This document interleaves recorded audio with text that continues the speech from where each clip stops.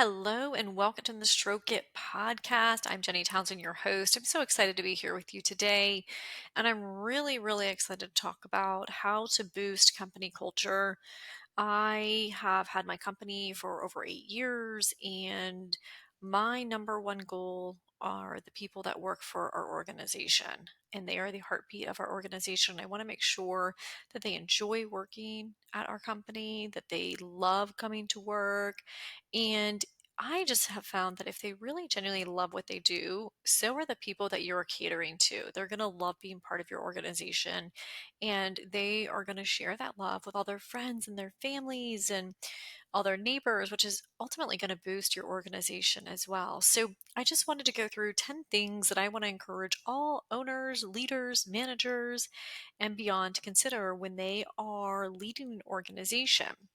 These 10 things I feel can boost the company culture and the morale, which is super important, especially with today with the increase in wages, and there's a lot of competition. There's a lot of jobs out there as well. So having people that are loyal to your brand, to your organization, to you is super important. So number one thing is I'm going to say you want to include all of your team members when making decisions. So I know a lot of companies have staff meetings and they meet pretty regularly to discuss, where the company is going, what we're doing, and how we can improve.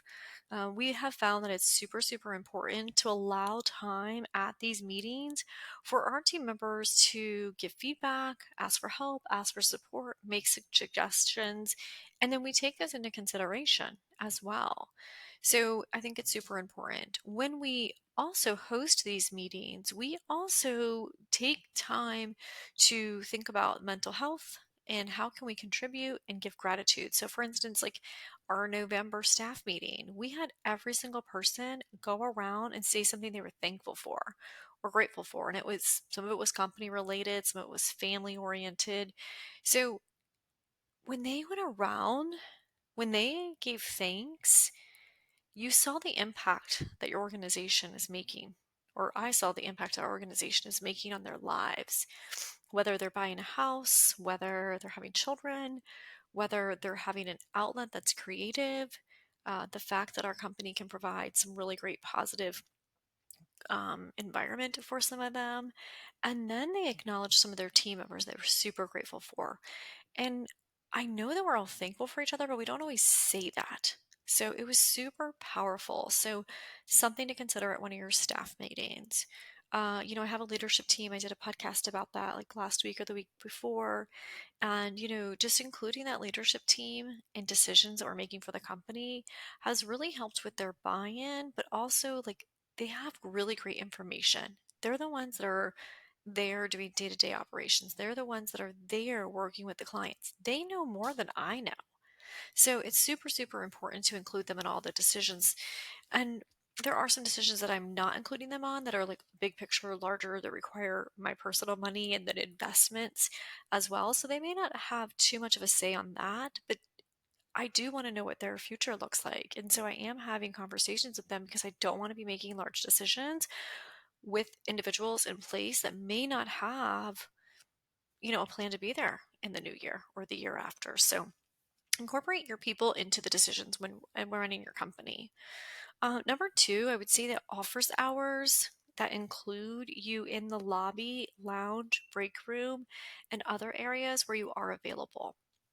So, for instance, for me, I don't have an office at either one of our locations, so I am not really forced, but my workspace is not really at the front desk. It's in the lobby or it's in the lounge area. Sometimes I work in our warehouse space, which is our concert venue. And what's really cool about that is I have team members like pull up a chair and we start talking. They start sharing ideas with me. They start sharing struggles, and sometimes I'm just having food and they're like, "Hey, can I have lunch with you?" And so it creates really great conversation, but also connection with the employees, which I think is super powerful and important. And I also have some meetings that are scheduled on Mondays, but there's a lot of times I don't have meetings scheduled. I'm just there. I'm there for their resource. I'm there for an ear. I'm there to give them a hug. I'm there just to show face as well. And that has proved to be really powerful. Another thing I would suggest if you want to boost the culture of your company is to buy lunch. I talked about this, I think, in a previous podcast, but for Tuesdays, Taco Tuesday, you probably have a restaurant that sells tacos for $1, maybe $1.50. You can limit it to 3 to 4 tacos per person, but buy lunch. Not only buy lunch, enjoy lunch with your team. It just helps to like bring people around the table, and they just helps boost the morale and the culture of the company. And you tend to learn about that. Like, what do they like to do on the weekends? Maybe, what their kids are up to. There's so much great conversation that can come around a table and having that sense of community. Transparency, I think, is super important. And depending on who you speak to, they may tell you not to be so transparent with your team. I'm very transparent with my team. My team knows what I'm thinking. They know what's going on in my life. I want to know what's going on in their life.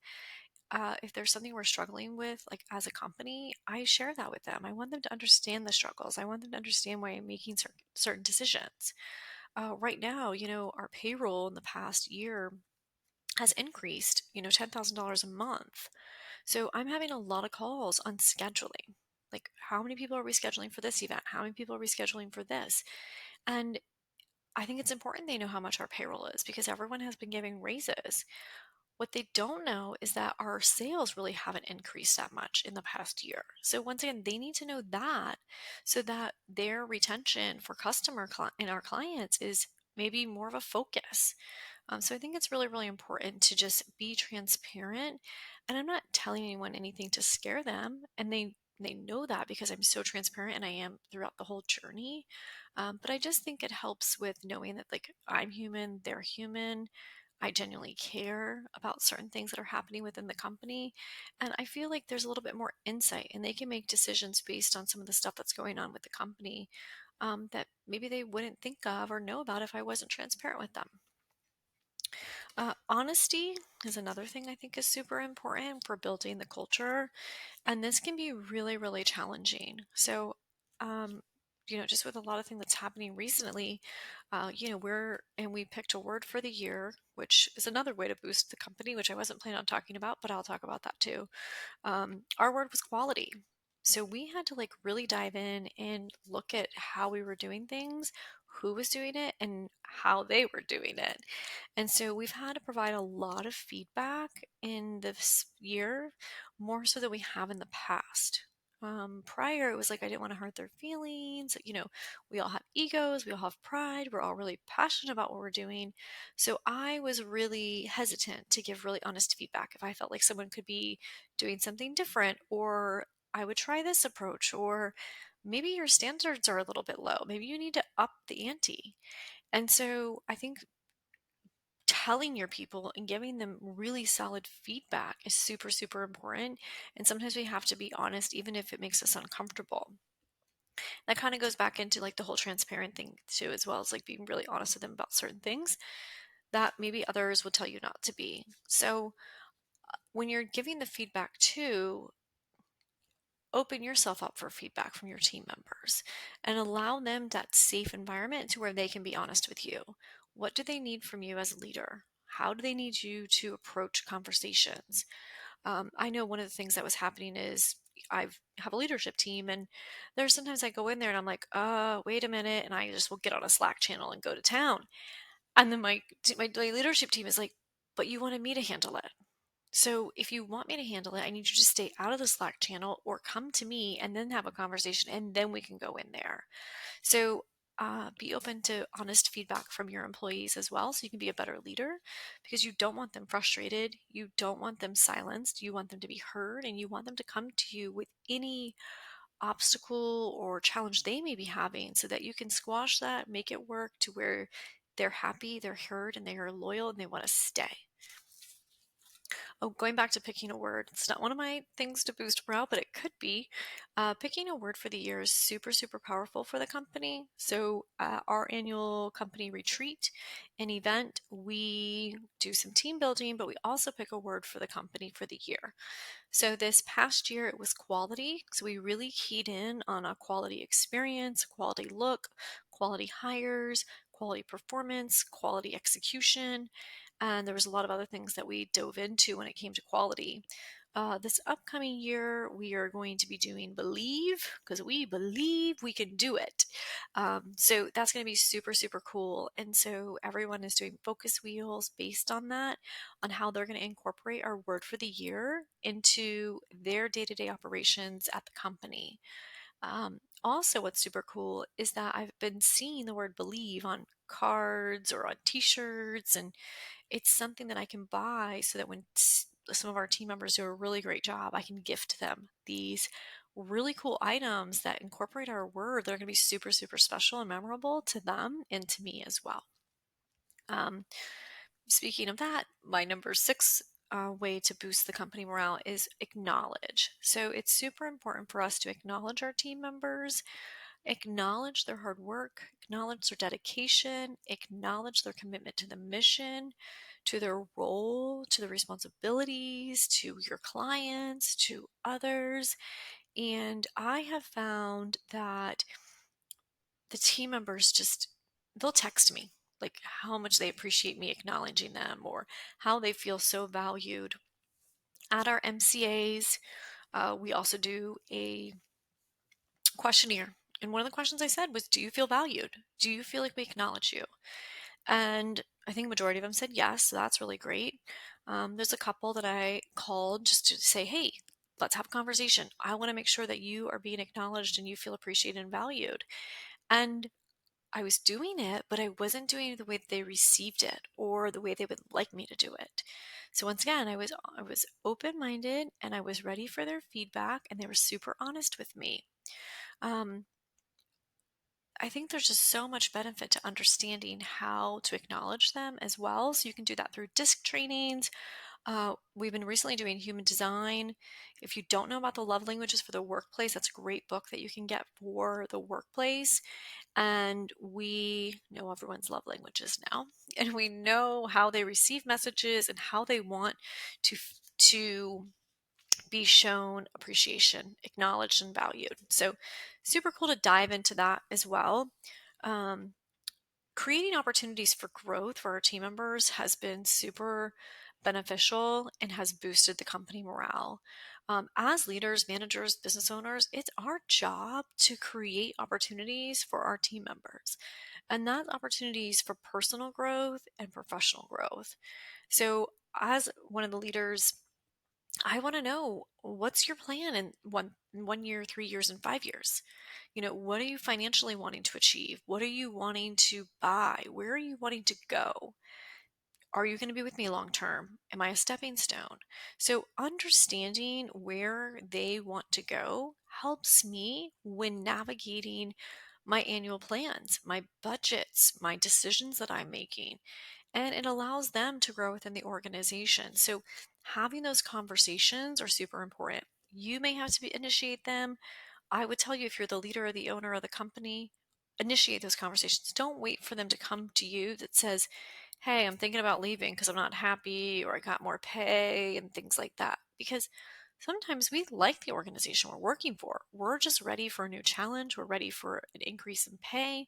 So meet with your team members on a regular basis to make sure that you're meeting their growth vision or creating those opportunities for them.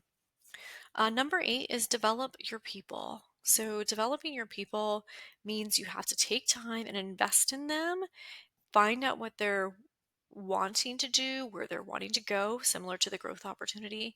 And I host a lot of workshops at my organization. So, just this past month, I did, what is your vision statement? We did block scheduling. We did picking a word for the year. We're going to be doing vision boards. I'm also going to be covering a couple other things with them as well. And I just did a couple workshops, but now they're like, are you going to be doing more? They want that. They need that. And it shows that I'm like genuinely interested in their well being and their future as well. It's been super, super powerful. We also host coffee and conversation every single week, and that is where I pay our team members to come to the table, have a cup of coffee, and talk shop. If you don't have this within your organization, I would highly recommend it. It's a great way for your team members to bounce ideas from different departments, and it's a way to bridge the gap and break down the silos. Once again, it's 1 hour, provide some coffee. We have a Keurig machine. I buy the Starbucks Keurig pods in bulk, and if they need cream, they can bring their own cream. They need sugar, I'm sure we have sugar. So low cost makes a huge difference. I also have invested in coaching for some of my leadership team members so that they can learn more about marketing, they can learn about systems, and they can learn a variety of different things that they want to learn about. So I'm not pigeonholing them. And the more growth and development they have, the more growth and development the company is going to have as a whole.